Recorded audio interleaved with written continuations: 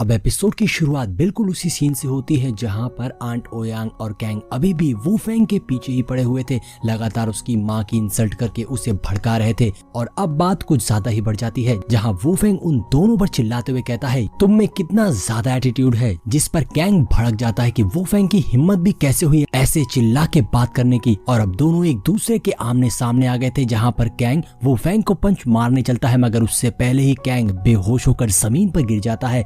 वू Feng को evil spirits का पता चल गया था, इसीलिए वो अपनी पावर्स का यूज करके अपने अंदर से एविल स्पिरिट को निकाल देता है, मगर वो एविल स्पिरिट निकलकर कैंग की बॉडी में घुस जाती है। आंट ओयांग कैंग के लिए परेशान हो गई थी, तभी वू फेंग अपनी पावर्स का यूज करके आंट ओयांग और कैंग की बॉडी में से काफी हद तक एविल स्पिरिट्स को निकाल देता है, जिससे कैंग को होश आ गया था। आंट ओयांग वू फेंग से कहती है तुमने किया क्या मेरे बेटे के साथ में? वू फेंग कहता है मैंने एविल स्पिरिट्स को तुम्हारी बॉडी से काफी हद तक निकाल दिया है, मगर बाकी के ट्रीटमेंट के लिए डॉक्टर काओ के पास जाओ, जिस पर आंट ओयांग और कैंग नाराज होकर वहां से चले जाते हैं। तभी वू फेंग के पास डॉक्टर काओ का कॉल आ जाता है जो कह रहे थे वू फेंग तुरंत यहाँ आओ, एक प्रॉब्लम आ गई है। और अब सीन चेंज होकर सीनियर लेडी पर आता है जहाँ सीनियर लेडी को काफी ज्यादा गुस्सा आ रही थी कि वू फेंग उसके एविल स्पिरिट से बच गया। सीनियर लेडी कहती है वू फेंग बहुत ही तेज है, उसके पास कई सारी सीक्रेट ट्रिक्स हैं, वू फेंग को हराने के लिए हमें कोई और लॉन्ग टर्म प्लान बनाना होगा। सीनियर मास्टर को वू फेंग पर बहुत गुस्सा आ रहा था कि एक लड़के ने हमारी नाक में दम कर रखा है।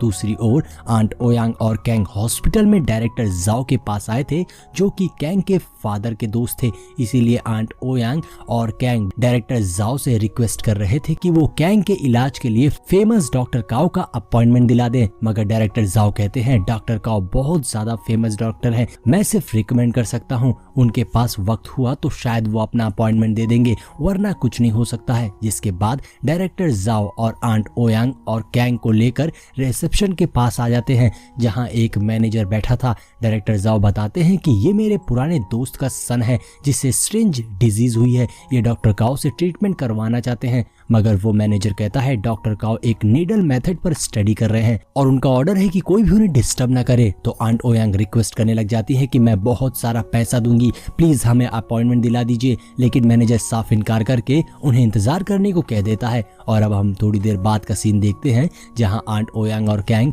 अभी भी हॉस्पिटल में इंतजार कर रहे थे कि तभी वहां वू फेंग आ जाता है, जिसे देखकर आंट ओयांग और कैंग काफी ज्यादा हैरान होते हैं। वू फेंग उसी मैनेजर के पास जाता है जहां मैनेजर बहुत ही रिस्पेक्ट के साथ वू फेंग को ग्रीट करता है। मैनेजर कहता है गुड आफ्टरनून मिस्टर वू फेंग, डॉक्टर काओ अंदर है, आप अंदर जा सकते हैं। जिस पर वू फेंग डॉक्टर काओ के ऑफिस में जाने लगता है। इधर आंट ओयांग और कैंग ये देखकर बिल्कुल शॉक रह गए थे। आंट ओयांग उस मैनेजर से कहती है कि तुमने हम दोनों को यहाँ पर कब से बैठा कर रखा है, डॉक्टर काओ से मिलने के लिए इंतजार करने को बोल रहे हो, जबकि वू फेंग को आते ही तुरंत अंदर जाने की परमिशन दे दी, क्यों? जिस पर मैनेजर कहता है तुम लोग मिस्टर वू फेंग से खुद को कंपेयर कर रहे हो, मिस्टर वू फेंग तो डॉक्टर काओ के भी सीनियर है, इसीलिए तुम लोग बाहर जाओ यहाँ से।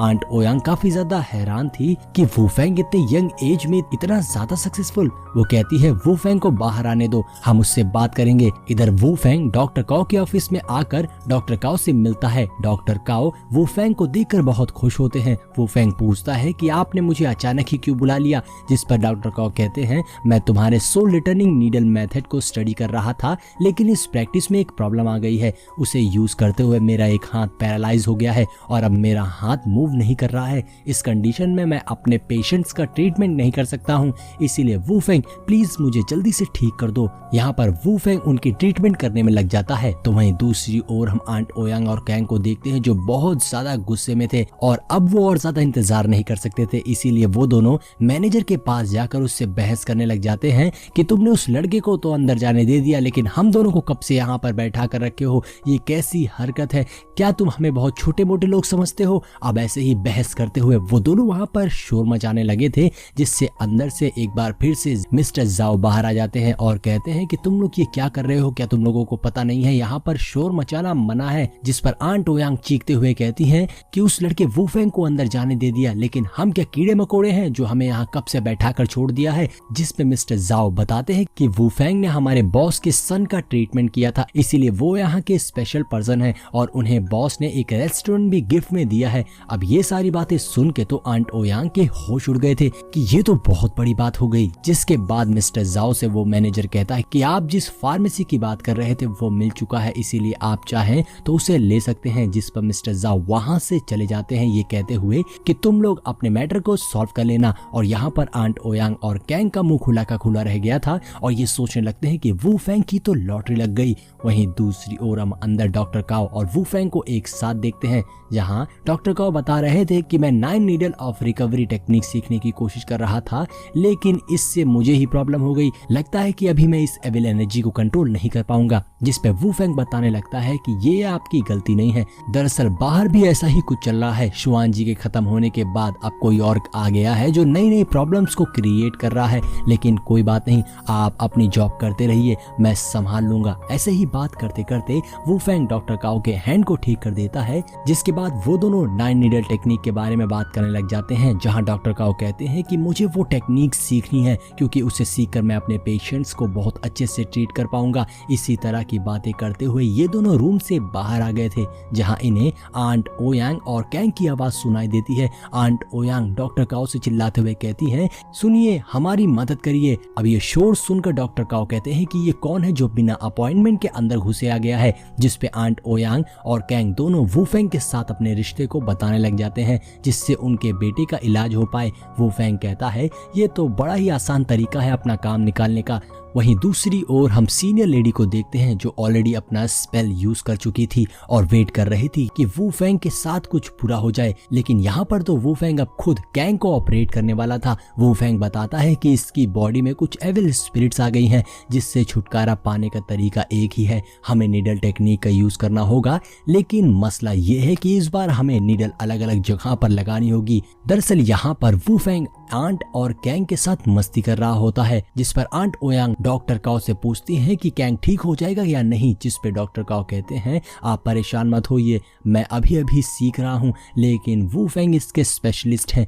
जिस पे वूफेंग कहता है मैं इसका ट्रीटमेंट तो कर दूंगा, लेकिन पहले आंट को बाहर लेके जाना होगा। जिस पे आंट कहती है तुम मेरे बेटे के साथ कुछ गलत मत करना। मैनेजर आंट को बाहर ले जाने लग जाता है कि तभी कैंग के चीखने की आवाज आती है, क्योंकि डॉक्टर काओ ने उसके पूरे फेस पे बहुत सारी नीडल लगा दी थी। मैनेजर आंट को जबरदस्ती बाहर लेकर जाता है और वो अपने बेटे को लेके बहुत ज्यादा परेशान थी, क्योंकि बार बार उसके चीखने की आवाज आ रही थी और वो दरवाजे पर सर लगाकर सुनने लग जाती है। कि तभी डॉक्टर काओ बाहर आ जाते हैं जो कहते हैं मैंने नीडल टेक्निक को सीख लिया है, जो खुश लग रहे थे।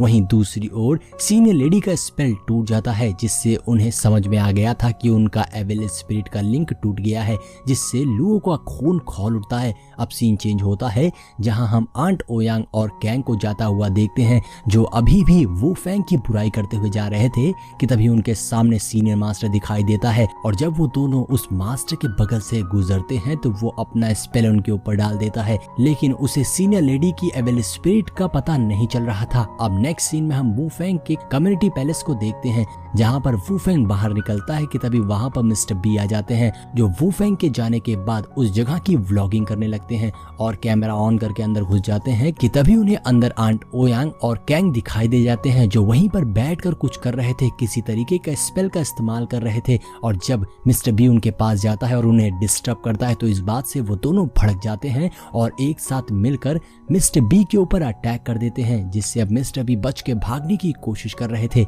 और इसी के साथ हमारा ये एपिसोड यहीं पर एंड हो जाता है।